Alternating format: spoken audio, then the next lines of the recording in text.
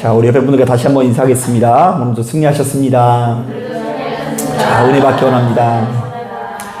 예, 감사합니다. 여러분, 이번 한 주도 참 고생 많으셨습니다. 그 월요일부터 금요일까지 수고하시다가 이제 내일 드디어 불타는 토요일을 맞이하는데요. 아무쪼록 하나님께서 허락하시는 은혜와 능력이 함께 해주셔서 여러분들에게 주어진 하루하루가 가장 복되고 아름다운 하루하루가 되기를 주님의 이름으로 축복합니다. 자, 오늘 우리가 읽은 이 본문을 보면 그 북이스라엘의 9번째 왕이었던 여호람 왕의 이야기가 담겨져 있습니다. 자, 안타깝게도 바로 이 왕은요, 하나님께서 기뻐하시지 않는 왕의 대표 주자라고 할 수 있는데요. 자, 열왕기하 3장 6절의 내용을 보면 바로 이 왕이 왜 악한 왕인지를 우리가 어렵지 않게 알 수 있어요. 자, 그런데 막상 이 말씀을 꼼꼼하게 묵상해보면 이 왕이 악한 왕인 것은 알겠는데 정말 의외의 내용을 우리가 발견할 수 있는데요.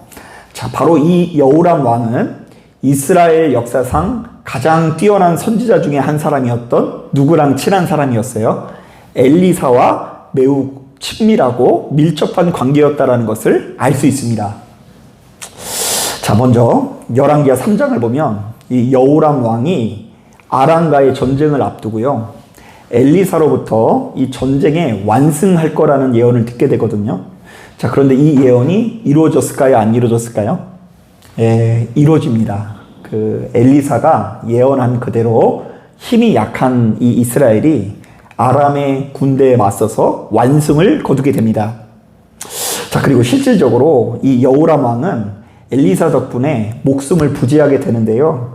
아람 왕이 이 여호람 왕을 죽이기 위해서 이곳저곳에 매복을 하거든요. 자, 근데 그때마다 엘리사가 기도해서 어디에 매복하고 있으니 그곳으로 가지 마십시오 해서 살아났던 적이 한두 번이 아니라고 기록되어 있습니다. 심지어 엘리사가 기도할 때요, 아람의 이 대군대가요, 눈이 멀게 되어서 그들이 아주 큰 공경에 빠지게 되는 장면이 나오는데요. 자, 그래서일까요? 이 여호람 왕은요, 하나님의 사람 이 엘리사를요, 매우 신뢰했다라는 것을 알 수 있어요. 자, 우리 다 같이 21절 말씀 꼼꼼하게 한번 읽어볼게요. 6장 21절 시작. 이스라엘 왕이 그들을 보고 엘리사에게 이르되 내 아버지여 내가 치리이까 내가 치리이까 하니, 자, 여호람 왕이 엘리사를 뭐라고 부르고 있죠?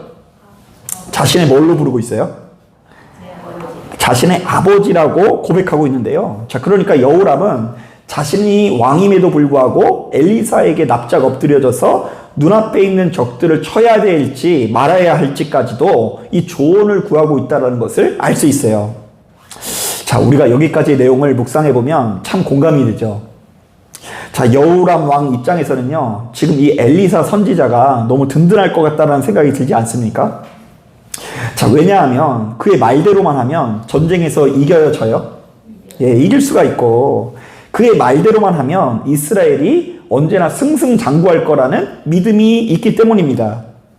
아마도 그래서 우리 주변에 바로 이런 엘리사와 같은 선지자가 있다고 한다면 우리도 역시 이 본문에 나와 있는 여호람과 아주 비슷한 태도를 보일 것 같다라는 생각이 들기도 합니다. 자, 그런데 이게 웬일입니까? 자, 지금까지 엘리사를 뭐라고 불렀다고요? 아버지처럼 여기면서 아버지라고 불러오던 이 여호람이 갑자기 이상한 태도를 보입니다. 자, 지금 어떤 태도를 보이고 있는지 우리 다 같이 31절 말씀 같이 한번 읽어보도록 하겠습니다. 시작. 왕이 이르되 사밧의 아들 엘리사의 머리가 오늘 그 몸에 붙어 있으면 하나님이 내게 벌 위에 벌을 내리실지로다 하니라. 자, 여호람 왕이 갑자기 자신이 오늘 밤 반드시 누구의 머리를 베어버리겠다고요? 엘리사의 머리를 베어버리겠다고 하나님 앞에 서원을 하고 있는 것을 볼 수 있어요. 아니, 그 사이에 도대체 어떤 일이 있었길래 엊그제까지만 하더라도 아버지라고 불렀던 이 여호람 왕이 그 아버지의 복을 베겠다라고 다른 사람도 아니고 하나님 앞에 서원하고 있는 것일까요? 자, 아주 간단합니다. 자, 이제까지 이스라엘에게 번번이 패배했었던 아람 왕 베나닷이요. 이번에는 정말 대대적으로 이스라엘을 침공해서 이스라엘 백성들이 이제 공경에 빠지거든요. 특히 여호람 왕이 거주하던 성이 사마리아 성이었는데요. 그 아람 왕이 사마리아 성을 꽁꽁 포기해서 그곳에 있는 사람들을 말려 죽이는 전술을 구사한 것입니다. 자, 그래서 이제 슬슬 먹을 식량이 떨어지고 그 가운데 있는 모든 백성들이 그야말로 굶어 죽기 직전의 상황이 된 것입니다. 자, 이 과정에서 사마리아 성 안에 너무나 참담한 일이 벌어지게 되는데요. 자, 굶주린 백성들이 이성을 잃고 서로가 서로의 누구를 잡아먹어요? 자녀들을 잡아먹는 지경에 이르게 됩니다. 자, 그러자 여호람이 어떤 반응을 보였다고요? 한번 따라해 보겠습니다. 내가 오늘 밤 엘리사의 목을 베어버리겠다. 자, 여러분, 지금 여호람이 보이는 분노는 어떤 분노 같아요? 1차적으로 일전에 그 아람의 눈먼 군대를 학살하지 않고 선대한 엘리사를 향한 분노일 수도 있고요. 자, 궁극적으로는 지금 이렇게 어려운 상황 속에서도 좀처럼 응답하시지 않는 누구를 향한 분노예요? 하나님 아버지를 향한 분노인 거예요. 자, 그러니까 일이 승승장구하고 잘 풀릴 때는 하나님이 나의 뭐 되시다고요? 아버지 되시고, 일이 잘 안 풀려가지고 지금 내가 굶어 죽게 생기니까 그 하나님의 사자에 무엇을 베버린다고요? 머리를 베겠다고 순식간에 돌변한 걸 볼 수 있어요. 자, 우리는 33절 말씀을 보면은 이 같은 정서를 잘 알 수 있는데요. 자, 우리 33절 말씀 다시 한번 읽어보겠습니다. 시작. 무리와 말을 할 때에 그 사자가 그에게 이르니라. 왕이 이르되 이 재앙이 여호와께로부터 나왔으니 어찌 더 여호와를 기다리리요. 지금 여호람이 화가 난 건 누구예요? 누구 때문이에요? 하나님 때문인 걸 알 수 있어요. 내가 언제까지 하나님을 기다려야 됩니까? 하나님이 이 재앙을 주셨으니 정말로 자신은 화가 나고 분노가 된다라는 이야기를 하는 거예요. 자, 저는 이 본문에 담겨져 있는 바로 이런 내용들이 오늘날 이 시대를 살아가는 우리들에게 너무나 중요한 메시지를 전하고 있다고 생각을 하는데요. 자, 성도가 하나님을 사랑하는 것과 하나님께서 주신 것을 사랑하는 것은 전혀 다른 영역이라는 것을 우리들에게 증언하고 있어요. 한번 따라해 볼까요? 성도가 하나님을 사랑하는 것과 하나님께서 주신 것을 사랑하는 것은 전혀 다르다. 그럼 잘 이해하셔야 돼요. 내가 누구를 사랑하는 거예요? 하나님을 사랑하는 것과 하나님께서 주신 것을 사랑하는 것은 전혀 다른 종류의 사랑이라고 오늘 본문이 제시하고 있어요. 가만히 보니 하나님을 사랑하는 엘리야는 좀처럼 요동하지 않습니다. 눈앞의 상황이 아무리 악화되고 좋지 못한 방향으로 흘러가도 아주 일관되고 한결같은 태도를 유지합니다. 자, 그러나 하나님께서 주신 것을 사랑하는 여호람은 어찌나 요동치고 왔다 갔다 하는지, 자, 눈앞에 펼쳐진 상황들이 좀만 악화되고 좋지 못한 상황이 연거푸 일어나게 되면 자신의 내면 가운데 차오르는 이 불안과 두려움에 사로잡혀서 그것의 노예가 되기 일쑤였다라는 것입니다. 자, 그래서 어제까지만 하더라도 엘리사에게 뭐라고 부르면서 따라요? 아버지라고 부르면서 따르더니 오늘은 갑자기 자신의 옷을 찢으면서 내가 좀처럼 응답하지 않는 엘리사의 무엇을 베어버리겠다고요? 목을 베어버리겠다고 돌변하는 것입니다. 사실 여러분 냉정하게 따져보면 오늘날에도 이 교회 안에 바로 이렇게 두 유형의 성도가 존재할 것 같은데요. 자, 정말로 나를 이끄시고 도우시는 하나님을 신뢰하면서 그 하나님과 친밀한 관계를 맺는 성도도 있고요. 자, 그저 하나님께서 주시는 떡고물, 하나님께서 주시는 축복과 번영만을 사랑하면서 그것이 주는 달콤한 것을 사모하는 성도들도 분명히 있을 것 같다라는 생각이 듭니다. 자, 제가 몇 년 전에서 바로 이런 점에서 정말로 가슴 아픈 이야기를 들은 적이 있는데요. 자, 한 목사님께서 그 목사 안수를 받고 난 이후에 아무도 가지 않는 산간지방에 가서 교회를 개척합니다. 자, 왜냐하면 그 마을에도 예수 믿는 성도님들이 꽤 있었는데 워낙 외진 곳이다 보니까 섬기시는 이 교회와 거리가 멀었기 때문입니다. 자, 그래서 정말 설레이는 마음을 가지고 몇몇 성도들이 마음을 모아서요, 조그만 처소를 마련해 놓고 그곳에 교회를 세우게 된 것입니다. 어때요? 여러분 참 감동적이죠? 아무도 찾지 않는 곳에, 그곳에서 나는 뭘 하리라? 예배하리라. 참 멋진 마음을 가지고 그 목사님이 갑니다. 자, 그런데 이게 웬일입니까? 바로 그 지역이 고랭지 농사를 짓는 이 산간 지방이거든요. 시간 차이를 둬서 배추가 귀할 때 그 고랭지 농법을 통해서 배추를 지어서 이렇게 시세 차익을 남기는 그런 동네였는데요. 교회를 개척한 지 얼마 지나지 않아서 그 마을에 때일은 폭설이 내린 것입니다. 그래서 기존에 있었던 농사가 망치게 돼요. 자, 그러자 그 교회의 개척 멤버 사이에서 큰 불화가 생기게 됩니다. 자, 자신들이 동네에 이렇듯 교회를 세우고 더 열심히 예배를 드리기 시작하면 우리 마을이 잘 되어야 돼요? 안 돼야 돼요? 잘 돼야 돼요.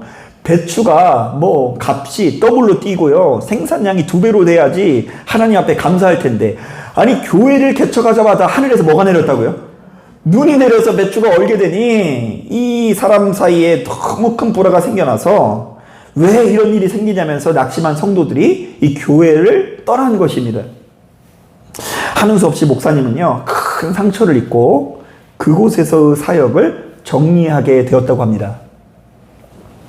자, 그런가 하면 이런 사연도 있습니다.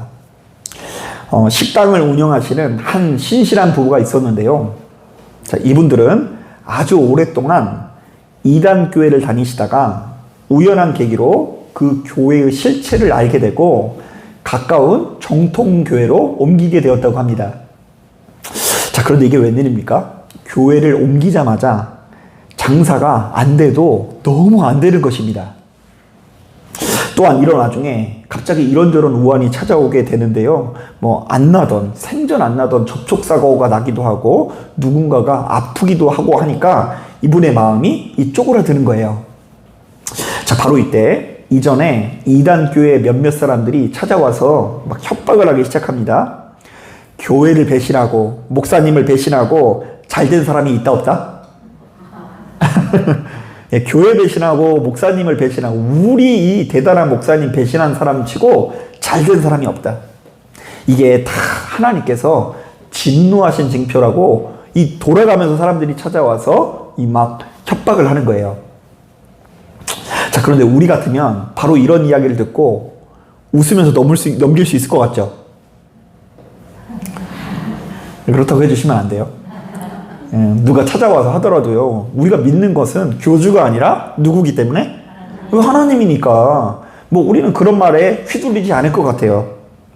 자, 그런데 이분들은 크게 흔들릴 수밖에 없었는데요. 왜냐하면 수십 년 동안 그 교회를 다니면서 바로 그러한 교리에 이미 강하게 세뇌가 되어 있기 때문입니다. 자, 그래서 이 부부는 그야말로 그곳이 잘못된 것인지 아는데도 불구하고 울며 겨자 먹기로 다시금 그 이단교회로 돌아가게 되었다고 합니다. 자, 가만히 보면 여러분, 교회를 다니는 우리들이야말로 하나님께서 어떤 분인지를 잘 알지 못할 때가 많습니다. 아니, 하나님께서 어떤 분이신지는 별로 관심이 없고 그저 하나님께서 주시는 떡고물에만 열광할 때가 많이 있습니다.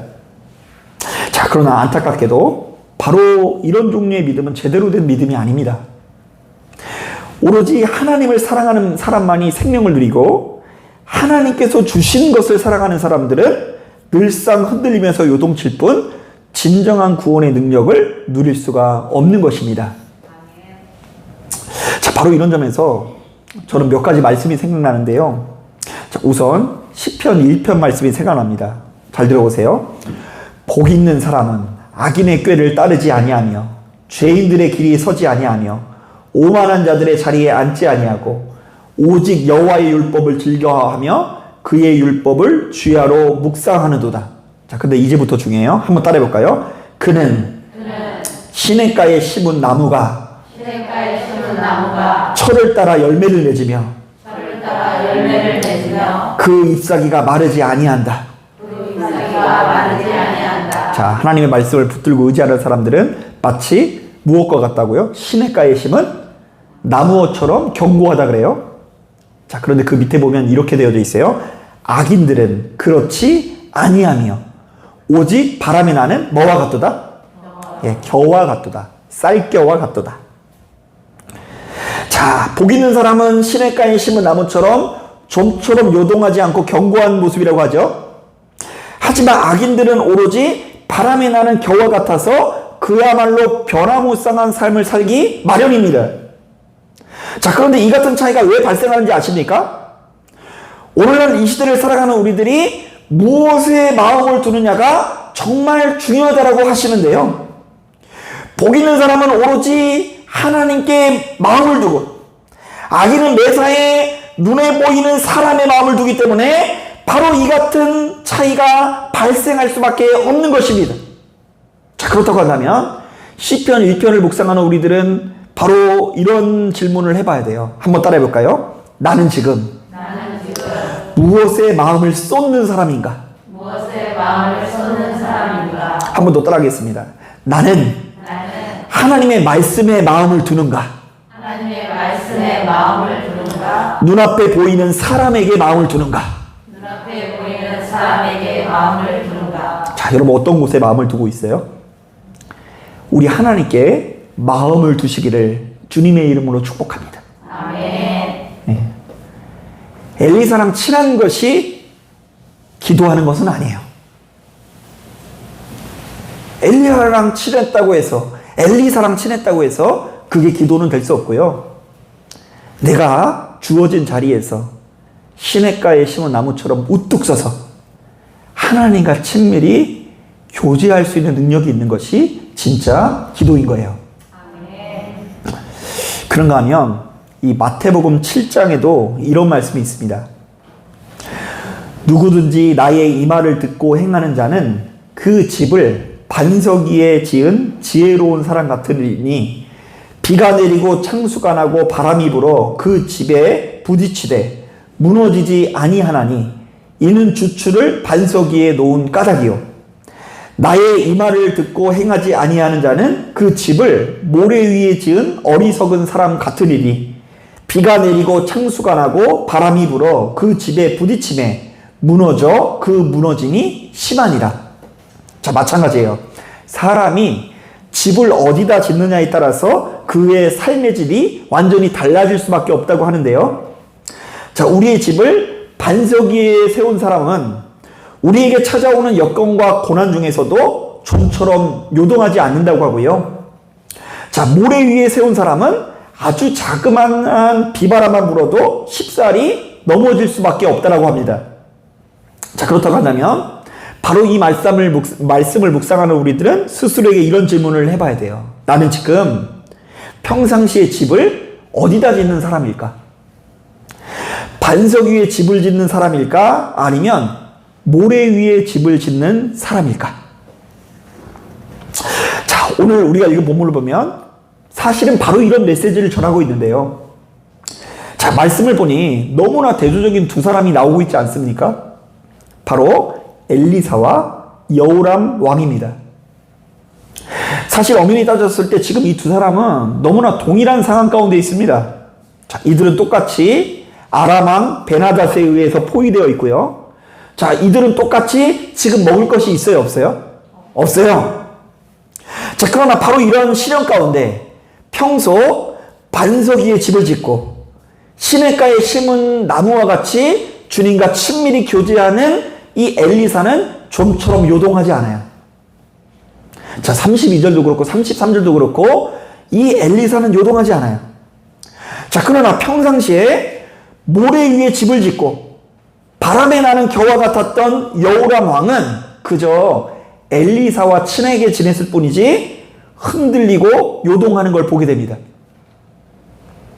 그래서 어찌나 흔들리고 요동하는지 어제까지만 해도 아버지처럼 따랐던 이 엘리사를요, 자기 뜻대로 안 되니까 배신해서 죽이려고 하고요. 심지어 자신을 여기까지 인도하고 보호하신 하나님을 업신여기고 그를 배신하기까지 합니다. 자, 사랑하는 여러분, 자, 바로 이 말씀을 듣고 있는 여러분들은 지금 하나님 앞에서 어떤 모습을 하고 있습니까? 혹시 여러분들도 오늘 본문에 나오는 여호람 왕처럼 정말로 이렇게 얄팍하고 가벼운 모습으로 주님을 섬기고 있는 것은 아닙니까? 입술로는 하나님을 믿는다고 하면서도 실상은 하나님께서 주시는 떡고물에만 관심을 두다가 매번 바람에 나는 겨와 같이 요동치는 삶을 살고 있는 것은 아닌지 돌아봐야 될 줄로 믿습니다. 자, 만약 우리가 겉으로는 주님을 믿는다고 하면서도 하나님 아버지와 친밀히 교제하는 법을 배우지 못하면, 그분을 붙들고 의지하는 마음을 갖지 못한다고 한다면 참 복음 아닌 것에 치우치기 마련이에요. 그것이 사람이든 음악이든 눈에 보이든 규모든 조직이든 참 쓸데없는 것으로 인해서 우리는 요동칠 수밖에 없어요. 자, 그렇기 때문에 다른 어떤 것보다 여러분 마음속에 가장 그 귀한 한 자리를 하나님께 두고 어떤 상황 속에서도 우리 하나님과 친밀히 교제하는 법을 배워나가시는 저와 여러분들이 되시기를 주님의 이름으로 축복합니다. 자, 기도하겠습니다.